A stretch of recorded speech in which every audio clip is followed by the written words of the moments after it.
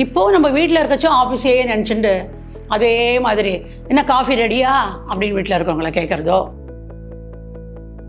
இவங்க ஏன் ரிட்டையர் ஆனாங்க, வீட்டில் இருந்து நசநசன் பண்ணுறாங்களே, வீட்டில் இவங்களாம் தொல்லைப்படுத்துகிறாங்களே.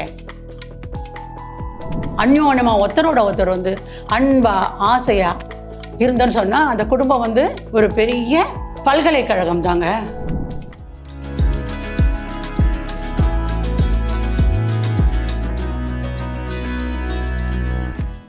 பூங்காற்று நேயர்களுக்கு வணக்கம், வாழ்க வளமுடன். அன்பர்களே, இன்னைக்கு நம்ம சிந்தனைக்கான தலைப்பு என்ன தெரியுமா? முதுமையை கொண்டாடுவோம். அதாவது 60 வயசு வரலும் வேலையெல்லாம் பார்த்துருப்போம். இப்போ ரிட்டையர்டு 60 வயசுக்கு அப்புறம், அதுதான் முதுமைன்னு சொல்கிறோம். இது ஒரு குறியீடு தான் முதுமைங்கிறது. அதாவது குழந்தை பருவங்கிறோம், இளமை பருவங்கிறதும், நடுத்தர வயதுங்கிறோம், மிடில் ஏஜ்னு சொல்கிறோம் இல்லையா? அது மாதிரி சீனியர் சிட்டிசன், ஓல்டேஜ் அப்படிங்கிறது ஒரு குறியீடு. ஜஸ்ட்டு 60 வயசுன்னு சொல்கிறதுக்கு தானே தவிர நீங்கள் வயசாகிடுச்சின்னு சொல்கிறதுக்காக கிடையாது. நம்ம ரிட்டையர்டு தான் ஆயிருக்குமே தவிர டயர்ட் ஆகலை. அதுவும் மனதளவில் நம்ம ஃப்ரெஷ்ஷாக தான் இருக்கும். உடல்லாம் கொஞ்சம் தளர்ந்துருக்கலாம், அது பரவாயில்ல, அதை நம்ம சரி பண்ணிக்கலாம். அதுக்கு எத்தனை வழிகள் இருக்கு இல்லையா? யோகா, தியானம், வாக்கிங் எல்லாம் பண்ணி பழக வழக்கம் நல்லா இருந்தால் உடல் நல்லாவே இருக்கும். இப்போ காலத்தில் ஜென்ஸு லேடிஸ் எல்லோரும் வேலைக்கு வர போகிறாங்க. ஸோ இது 60 வயசு ஆயிடுச்சுன்னா சொல்லிட்டு ரிட்டையர்ட் ஆகிட்டு இருக்கிறப்ப இப்போ என்ன ஆகுது? இப்போ நம்மளுக்கு ஆஃபீஸை மறந்து போயிடணும் இல்லையா? நம்ம குடும்பம், குழந்தைகள், இது புது ஆஃபீஸ். இது தன்னால் ஆஃபீஸில் வேலை பார்த்தோம், செய்யும் தொழிலே தெய்வம் இருந்து ரொம்ப ஈடுபாடாக இருந்தோம், வெரி குட். இப்போது நம்ம வீட்டில் இருக்கச்சும் ஆஃபீஸே நினச்சிட்டு அதே மாதிரி என்ன காஃபி ரெடியா அப்படின்னு வீட்டில் இருக்கவங்கள கேட்குறதோ, இல்லைன்னா என்ன கேஸர்லாம் போட்டு ஆஃப் பண்ணியா, பாத்ரூமில் டவல்லாம் போட்டுட்டியா, நான் போய் குளிக்கிறதுக்கு போகலாமா அப்படின்னு கேட்குறதோ, இதெல்லாம் மறந்து போயிடணும்.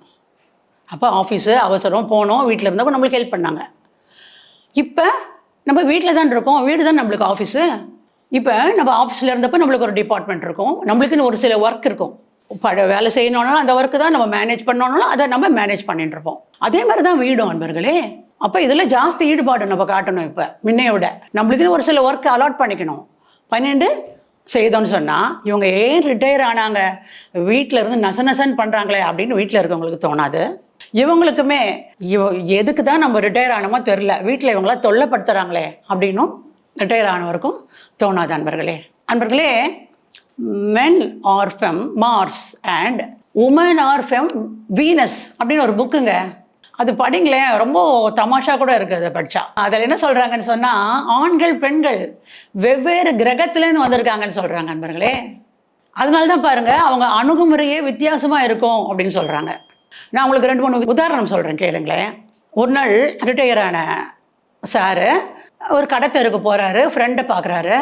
ஃப்ரெண்டு என்ன சொல்கிறார், நான் வந்து ஒரு சாரீ வாங்குறதுக்காக வந்திருக்கேன்ப்பா, என் ஒய்ஃப் இன்றைக்கி பர்த்டே, அதனால் நான் சாரீ வாங்கலாம் ஷாப்புக்கு போகிறேன், வரியா நீயோன்னு கேட்குறாரு. வரனே, நான் என் ஒய்ஃபுக்கு நான் ஒரு சாரீ எடுக்கிறேனே அப்படிங்கிறாரு. அப்போ இவர் என்ன பண்ணுறாரு, ஃபோன் பண்ணி வீட்டுக்கு ஒய்ஃபில் உனக்கு என்ன கலர்ப்பா ரொம்ப பிடிக்கும்னு கேட்குறாரு. இந்தம்மா வந்து எனக்கு க்ரீன் சொல்கிறாங்க. ஏன் இவர் இப்படி கேட்குறாரு நினச்சிக்கிறாங்க. சரி, இவர் என்ன பண்ணுறாரு, இவர் ஃப்ரெண்டோடைய போகிறாரு. அவர் ஏதோ புடவை செலக்ட் பண்ணுறாரு. இவர் வெளியில் வந்து புது புடவை, லேட்டஸ்ட் புடவை, நல்லா இருக்கிற புடவையில் என்ன பண்ணுவாங்க, வெளியில் தொங்க போடுவாங்க இல்லையா? இவர் அதில் பார்த்து க்ரீன் கலர், இது க்ரீனாக இருக்கா, ரைட் எடுத்துக்கிறாரு. அந்த புடவை எடுத்துகிட்டு பேக் பண்ண சொல்லி வீட்டுக்கு வந்துடுறாரு. ஸோ கடை தெருவில் போய் என்னெல்லாம் வாங்கணுமோ அதெல்லாம் வாங்கிட்டு அதெல்லாம் டேபிள் மேலே வச்சுட்டு இந்த கவரை, இந்த சாரீ இருக்கிற கவரை ஒய்ஃப் கிட்ட இந்த அம்மான்னு கொடுக்குறாரு. இந்தம்மா வாங்கிக்கிறாங்க. வாங்கின்னு திறந்து பார்க்குறாங்க. இது என்னது இது அப்படிங்கிறாங்க. என்னப்பா க்ரீன் சாரிங்கிறாரு. என்ன க்ரீன் சாரியா, பார்டர் இல்லை, தலைப்பு இல்லை, இது ஒரு கலரா, இது ஒரு பச்சை கலரா, இது க்ரீனா இது அப்படிங்கிறாங்க. அதாவது ஆண்களுக்கு க்ரீன்னா க்ரீன், அவ்வளோதான், ஏதோ க்ரீன் பார்த்து வாங்கிட்டு வருவாங்க. பெண்களுக்கு அப்படி இல்லை அன்பர்களே. க்ரீன் அப்படின்னா அதில் பல பிரான்ச் இருக்குது. அதாவது பச்சை கலர் அப்படின்னா மரகத பச்சை, புதினா பச்சை, கடல் பச்சை, பாசி பச்சை, வெளிர் பச்சை, மாங்காய் பச்சை, துளிர் பச்சை, கிளி பச்சை, இத்தனை இன்னும் இருக்குது. அப்படியே லிஸ்ட்டு போயிட்டே இருக்கும். ஒரு வாட்டி சாரீ கிளி பச்சை கலரில் வாங்கினா அடுத்த தடவை சாரீ புதினா பச்சையில் வாங்கணும். அப்படி மாறி மாறி ஒன்றே கலர்னால் போர் அடிக்கும் இல்லையா? நல்லா இருக்காது. 4 பேர் பார்க்கணும், 4 பேர் நம்ம புடவை புகழணும், இல்லையா? அந்த மனப்பான்மை பெண்களுக்கு. ஆண்கள் அப்படி இல்லை, ஏதோ 2 ஷர்ட் வச்சுருப்பாங்க, அதே போட்டுப்பாங்க, போவாங்க வருவாங்க. மோஸ்ட்லி ஒயிட் கலரோ இல்லைன்னா ஏதோ வச்சுருப்பாங்க, அவ்வளோதான். எப்போனாலும் அதை போட்டுன்னு போவாங்க. அவங்களுக்கு இந்த இப்படிலாம் இது மாதிரிலாம் டிசைனாக பண்ணுவாங்கிற இதெல்லாம் அவங்களுக்கு கிடையாது, ஆண்களுக்கு. இதுதாங்க வித்தியாசம் பாருங்கள், ஆண்கள் பெண்கள். அதே மாதிரி பாருங்கள், இன்னொரு உதாரணம் சொல்கிறேன் கேளுங்க. ஒரு நாள் ஒரு ஃபோன் வருது, வீட்டில் சாருக்கு ஃபோன் வருது. அவர் தம்பி ஃபோன் பண்ணுறாரு, குழந்தை பிறந்துடுது அப்படின்னு சொல்கிறாரு. வச்சுட்டாரு ஃபோனை. ஓகேப்பா சந்தோஷம்னுறாரு. இவரும் வர ஒய்ஃப் உள்ளேருந்து, என்னங்க குழந்தை பிறந்துட்டான் அப்படிங்கிறாரு. என்ன குழந்தை பிறந்துச்சா? என்ன குழந்தை? ஆம்பளை குழந்தையா பொம்பளை குழந்தையா? நார்மலாக சிசேரியனா? வெளுப்பாக இருக்கா கருப்பாக இருக்கா? அம்மா போல் இருக்கா அப்பா போல் இருக்கா? இல்லைன்னா பாட்டி தாத்தா மாதிரி இருக்காமா? அவள் எப்படி இருக்கா? அந்த குழந்தை அழுதுதாமா?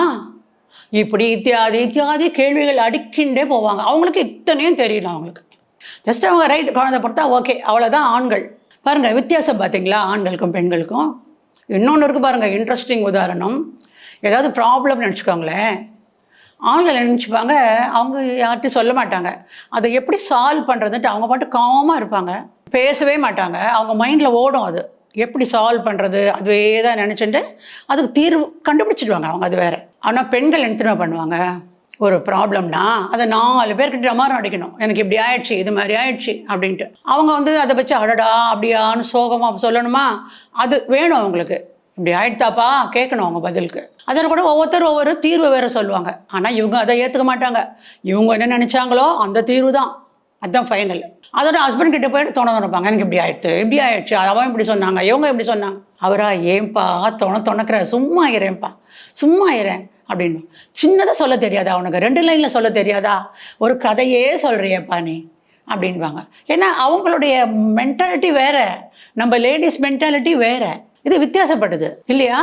இப்படியாக அதனால தான் பாருங்கள், கொஞ்சம் வீட்டில் வேலை செய்கிறது எல்லாம் கூட பார்த்தீங்கன்னா கூட கொஞ்சம் வித்தியாசமாக இருக்கும் எல்லாமே. அதுக்கு தான் சொல்லுவாங்க அன்பர்களே, ஆண்களுக்கு உடல் பலம் அதிகம், பெண்களுக்கு மனோபலம் அதிகம் அப்படின்னு சொல்லுவாங்க. ஸோ அதனால் என்ன பண்ணணும், அதுக்கேற்ற வேலைகளை பகிர்ந்து செய்தால் குதூகலமாக இருக்கும் முதுமை கூட. அன்பர்களே, இங்கே எனக்கு ஒரு ஜோக் பகிரணும் உங்களோட ஆசையாக இருக்குது. நான் ஃபேஸ்புக்கில் படித்ததுங்க. இது உண்மையாகவே இருக்கலாம். அது ஒரு 69 வயசு ஆண் என்ன பண்ணுறாரு, கோர்ட்டுக்கு போகிறாரு, டைவர்ஸ் அப்ளை பண்ணுறாரு. 64 வயசு ஒய்ஃப்க்கு ஜட்ஜு வர்றாரு. ஜட்ஜும் ரிட்டையர்மெண்ட் ஏஜ் தான், ஜட்ஜஸ்க்குலாம் 65 வயசு ரிட்டையர்மெண்ட் ஏஜ். அவர் ரிட்டையரிங் ஏஜில் இருக்கார். என்னப்பா உன் ப்ராப்ளம் கேட்குறாரு. இவர் சொல்கிறாரு, சார் நான் ரிட்டையர் ஆகிட்டேன் சார், பென்ஷன்லாம் என் ஒய்ஃப் கிட்ட கொடுத்துட்றேன், கொண்டு வந்து நான் காய்கறி கடைக்கு போய் வாங்கிட்டு வந்து தரேன், கட் பண்ணி கூட கொடுக்குறேன். அப்புறம் என் வீட்டுக்காரமாக ஒரு அசிஸ்டண்ட்டை வச்சுருக்காங்க. அசிஸ்டண்ட் என்றைக்காவது லீவ் போட்டால் அன்றைக்கி நான் தான் வீடை வேக்யூம் பண்ணுவேன். தட் இஸ் வீடை க்ளீன் பண்ணுற வேலை, வேக்யூம் நான் தான் பண்ணுவேன். அப்புறம் டிஷ் வாஷர்லேருந்து பாத்திரத்தெல்லாம் எடுத்து நான் தான் அடுக்கி வைப்பேன் சார். இதோட கூட வாஷிங் மிஷினில் துணி துவைக்கிற வேலை எனக்கு தான் சார். என் ஒய்ஃப் தினம் துணி பளிச்சுன்னு இல்லைன்னு சொல்லிட்டே சொல்கிறேன் சார். எனக்கு ரொம்ப கஷ்டமாக இருக்குது சார். நான் இன்னும் என்ன சார் பண்ணுவேன், வாஷிங் மிஷின் தானே சார் துவைக்கிறது, துணியை பளிச்சுன்னு இல்லை, சரியாக துவைக்கலைன்னு சொல்கிறேன் சார். அதனால தான் சார் நான் வந்திருக்கேங்கிற. அடுத்த நொடி அந்த ஜட்ஜ் என்ன சொல்கிறாரு, தட் இஸ் அந்த ஃப்ராக்ஷன் ஆஃப் செகண்ட் கூட அவரால் பொறுக்க முடியல ஜட்ஜால். ஏன்பா அந்த துணியெல்லாம் வாஷிங் மிஷின் சுவிட்ச் ஆன் பண்ணுறதுக்கு முன்னாடி 10 நிமிஷம் லிக்விட் சோப்பை போட்டு ஊற வைக்கணும்ப்பா, ஜட்ஜு சொல்கிறாரு.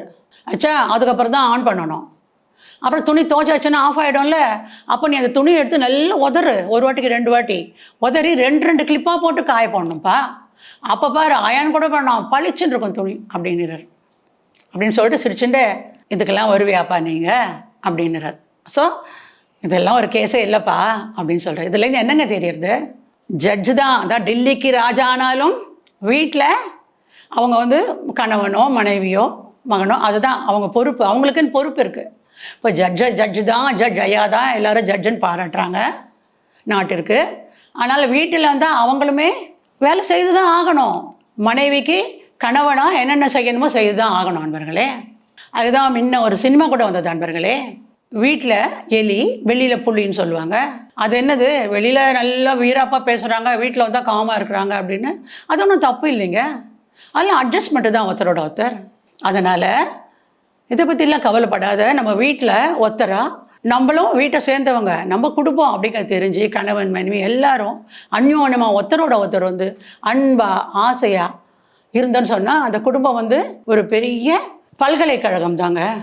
அதனால் இது நம்ம நினச்சிட்டோன்னு சொன்னால் முதுமை வந்து கொண்டாடுதான் நம்ம கொண்டாடுவோம். வீட்டில் ஃப்ரீயாக இருக்கோமே, ஜாலியாக இருக்கலாமே, நீ இந்த வேலை செய், நான் இந்த வேலை செய், ஜாலி, அவ்வளோதானே. வீக்கெண்டு போவோம், ஹோட்டலில் போய் சாப்பிட்டு போவோம், பீச்சுக்கு போகலாம், இன்றைக்கி எல்லாம் பண்ணுவோம் அப்படிங்கிற மாதிரி குடும்பத்தோட ஹாப்பி, அந்த ஹாப்பினஸ் தான் அப்படியே வைப்ரேட் ஆகணுங்க எல்லாத்துலேயும். எப்படி இருக்கணும்னா குடும்பம், கணவன் மனைவின்னா அவங்க தானே முக்கியம் குடும்பத்தில். உனக்கு நானே எனக்கு நீயே நமக்குள் ஏன் இந்த கசமுச. இதாங்க வாழ்க்கை. ஸோ வாழ்க்கையை கொண்டாடுவோமா அன்பர்களே? மீண்டும் சந்திப்போம். நன்றி, வணக்கம். பூங்காற்று இது நாளைய நல்வாழ்வுக்கான வழிகாட்டி. தொடர்ந்து எங்களோட வீடியோக்களை பார்க்கறதுக்கு பூங்காற்று சேனலை சப்ஸ்கிரைப் பண்ணுங்க அண்ட் ஃபாலோ பண்ணிடுங்க.